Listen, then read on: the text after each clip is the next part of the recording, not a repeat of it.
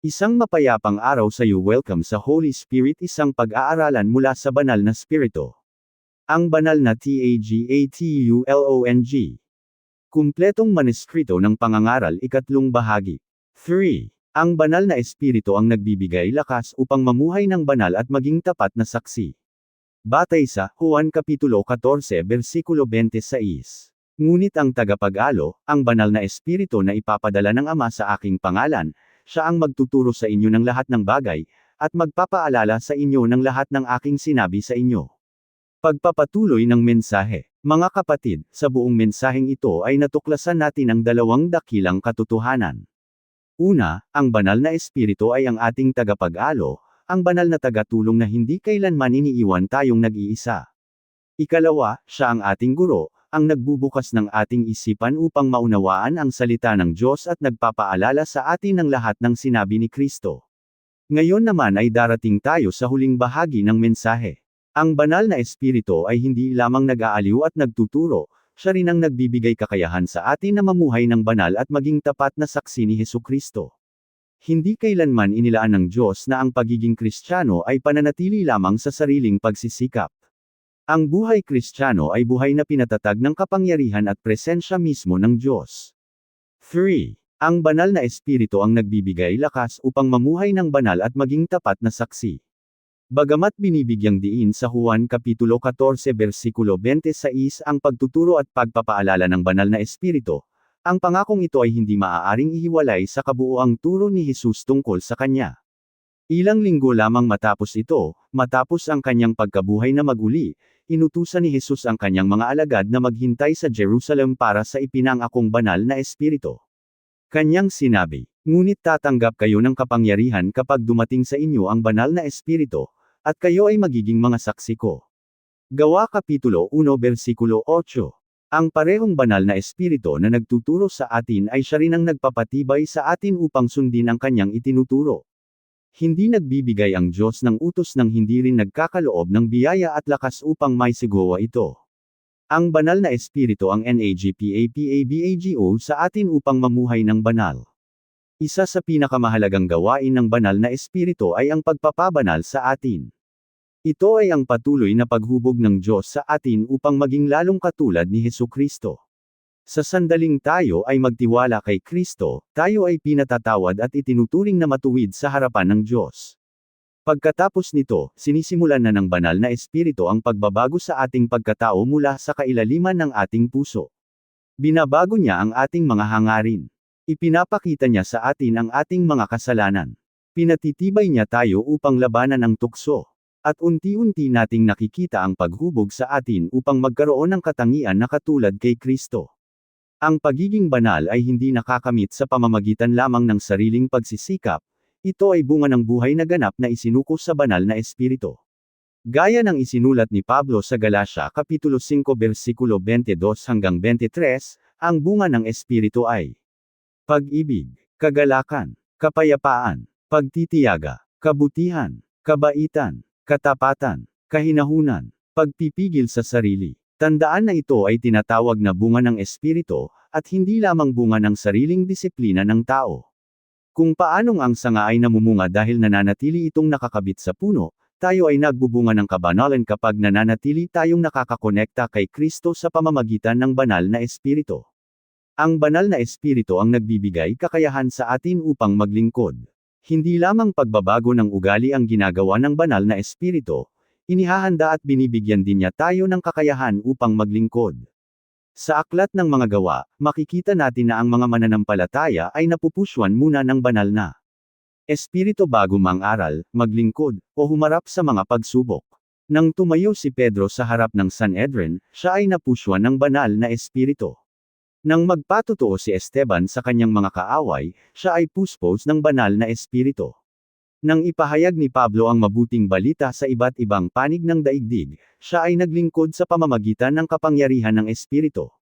Ang tagumpay ng unang simbahan ay hindi lamang dahil sa talino o magandang pamamalakad ng tao, ito ay gawain ng Diyos sa pamamagitan ng mga taong pinupusyuan ng kanyang Espiritu. Ang parehong kapangyarihan ay nananatili at gumagana pa rin sa atin ngayon. Pagpapaliwanag sa teolohiya. Ang gawain ng banal na espiritu ay nagpapakita ng pagkakaisa ng banal na santatlo. Ang Ama ang nagpapadala, ang Anak ang tumutupad ng pagtubos, at ang banal na espiritu ang nagpapatupad at nagkakaloob ng kaligtasan sa bawat mananampalataya. Ang espiritu ay hindi nagpapalakas sa kanyang sarili, gaya ng sinabi ni Jesus, siya ay naririto upang parangalan ang Anak. Kung saan tunay na gumagana ang banal na espiritu, doon laging nakasentro ang pagtingin at pagpupuri kay Hesukristo.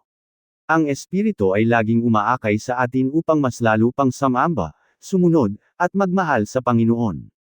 Halimbawa, ang bangka may layag. Isipin ang isang bangkang nakahimpil sa tubig. Maaaring ito ay maganda ang pagkakagawa at perpekto ang mga layag, ngunit kung walang hangin ay hindi ito makakagalaw kahit kailan. Ang hangin ang nagbibigay ng puwersa upang ito ay makatawid sa karagatan. Gayon din naman, maaaring mayroon tayong sapat na kaalaman, kakayahan, at pagkakataon, ngunit kung wala ang banal na espiritu ay hindi natin magagawa ang kaloob ng Diyos sa sarili nating lakas lamang. Ang banal na espiritu ay hindi lamang karagdagang bahagi ng ating buhay, siya ang nagbibigay ng tunay na lakas at saysay nito. Halimbawa, ang guwantes. Ang guwantes na nakahiga sa mesa ay may hugis ngunit hindi makakagalaw. Wala itong kakayahang kumilos o magtrabaho ng mag-isa. Ngunit kapag isinuot na ito ng kamay, nagkakaroon ito ng kakayahang magawa ang layunin nito. Gayon din naman, ang tunay na layunin ng ating buhay ay matutupad lamang kapag ito ay isinuko natin sa pamamahala ng banal na espiritu. Ang Diyos ay gumagawa ng makapangyarihan sa pamamagitan ng mga taong ganap na nagtitiwala sa Kanya. Praktikal na aplikasyon. Para sa bawat mananampalataya, ugaliing lumalim ang inyong ugnayan sa banal na espiritu sa pamamagitan ng panalangin, pagbabasa ng salita, pagsamba, at pagsunod. Huwag niyang lumbayin sa pamamagitan ng pagpapatuloy sa kasalanan.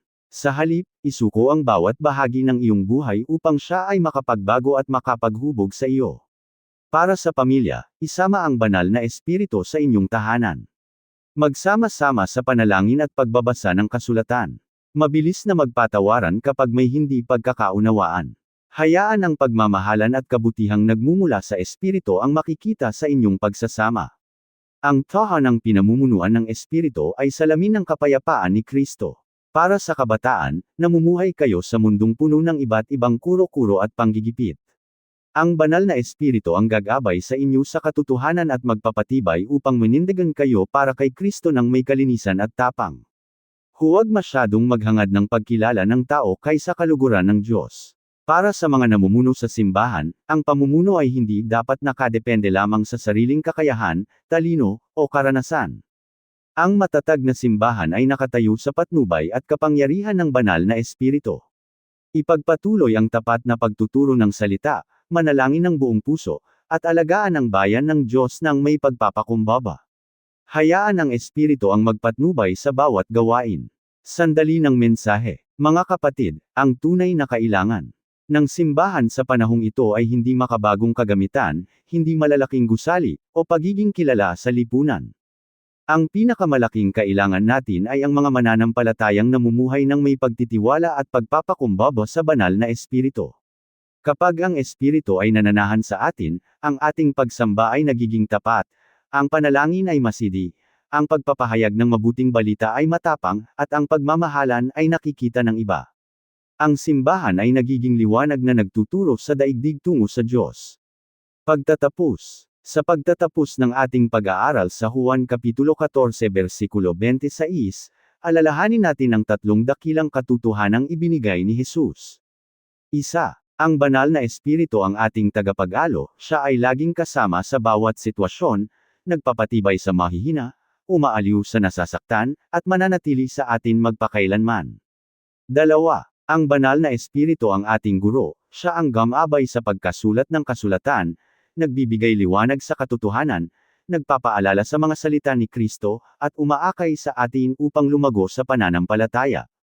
Tatlo. Ang banal na espiritu ang nagbibigay lakas sa atin, siya ang nagbabago ng ating pagkatao, nagbibigay ng kakayahang maglingkod, nagbibigay tapang na magpatotoo, at tumutulong sa atin na ipagmalaki ang Diyos sa ating pamumuhay. PANGWAKAS na hamon. Ang tanong ngayon ay hindi kung handa bang kumilos ang banal na espiritu, kundi kung handa ba tayong magpasakop sa Kanya. Hinahayaan ba natin siyang turuan tayo? Sinusunod ba natin ang Kanyang paalala at pagwawasto? Umaasa ba tayo sa Kanyang lakas kaysa sa sarili nating kakayahan? Ang Diyos ay naghahanap ng pusong bukas, handang matuto, at tapat na sumusunod. Ang banal na espiritu ay masayang nananahan sa pusong ganap na isinuko kay Kristo. Panawagan sa puso. Marahil ay hindi mo pa kailanman inilalagay ang iyong tiwala kay Hesukristo bilang iyong Panginoon at tagapagligtas. Maaaring nararamdaman mo ngayon ang pagtawag ng banal na espiritu sa iyong puso. Ipinapakita niya sa iyo ang iyong pangangailangan sa kapatawaran. Huwag nang tumanggi. Si Jesus ay namatay sa krus para sa iyong mga kasalanan at muling nabuhay upang talunin ang kamatayan. Ang tunay na kaligtasan ay matatagpuan lamang sa Kanya. Lumapit ka sa Kanya ng may pagsisisi at pananampalataya, at tanggapin ang biyaya ng bagong buhay. Kung ikaw naman ay mananampalataya ngunit nararamdaman mong malamig na ang iyong pananampalataya, napabayan mo na ang panalangin at salita ng Diyos, at umasa ka na lamang sa sarili mong lakas, ngayon ay panahon na upang bumalik sa Diyos.